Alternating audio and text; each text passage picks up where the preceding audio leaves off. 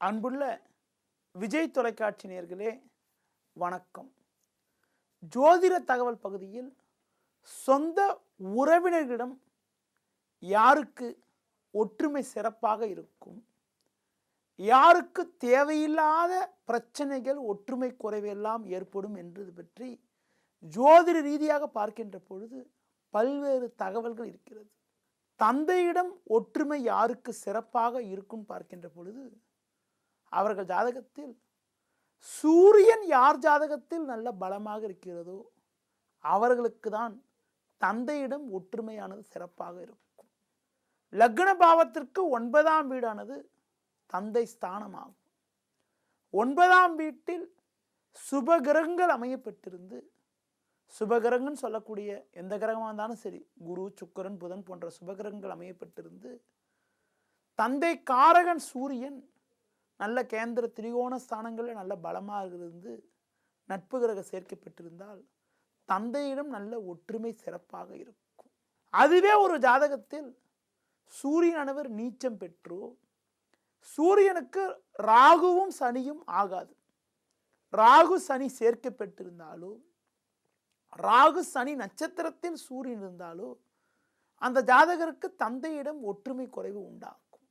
அதுபோல சூரியனோட வீடுன்னு சொல்லக்கூடிய சிம்ம ராசியில் ஒருவர் ஜாதகத்தில் சனி அல்லது ராகு அமையப்பெற்றாலும் தந்தையிடம் ஒற்றுமை குறைவுகள், தந்தை வழி உறவினரிடம் ஒற்றுமை குறைவுகளானது ஏற்படும்.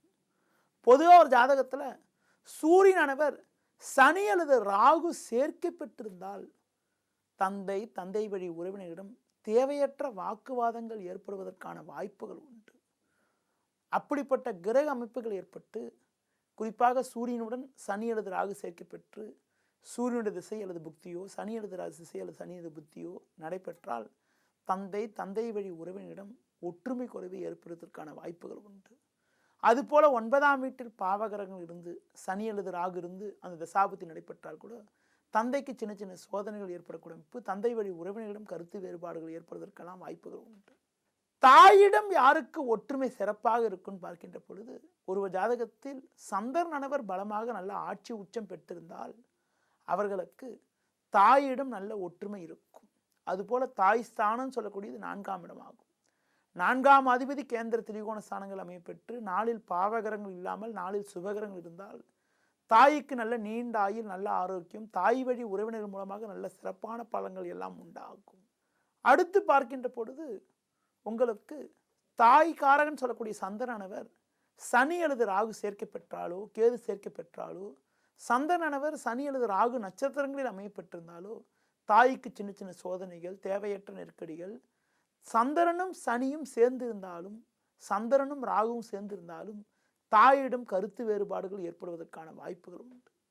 அதுபோல உங்களுக்கு சந்திரனோட வீடுன்னு சொல்லக்கூடிய கடகராசியில் ராகு பகவான் அமையப்பட்டிருந்தால், சனி அமையப்பட்டிருந்தால் அந்த தசாபுத்தி நடைபெறுகின்ற பொழுது தாயிடம் கருத்து வேறுபாடுகள் ஏற்படுவதற்கான வாய்ப்புகள் உண்டு.